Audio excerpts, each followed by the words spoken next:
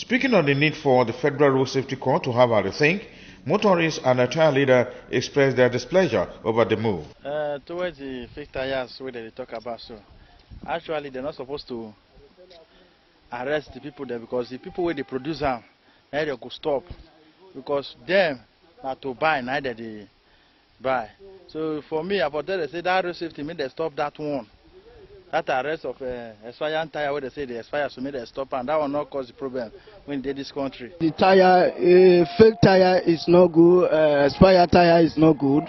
But what I want, what they are about to do, because their reaction, what the road safety are doing on the road, they are doing a good work, and what they are trying to do is good. It's not say it's bad, but many of Nigerians, they are managing by many of them that don't have fake tire and one tire or expired tire.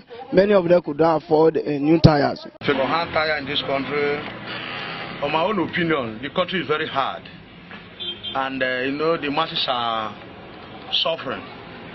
So if federal government can be able to put the masses in order, they can ban the budget tire. But if they cannot do that, let the budget tire continue, so that we, the poor, the masses, can be able to travel. On their part, the Delta State Coordinator, Federal Road Safety Corps, Mr. Dixon Amromare, and the head of operations said the exercise is geared towards saving lives. Said that already, we'll go to all the various parks and we'll make sure that the passengers are sensitized, and also on the road we normally have what is called free vehicle check.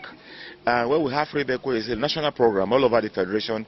The checks are carried out, the tires are checked, worn tires are checked, and if of course a tire should have 2 millimeters of tread. If it doesn't have that, one, it has expired. And of course also, if a tire is on the shelf for more than the required period, you buy it today, tomorrow it could blown off. Okay, from time to time we move from parks to educate people on how they should use the road.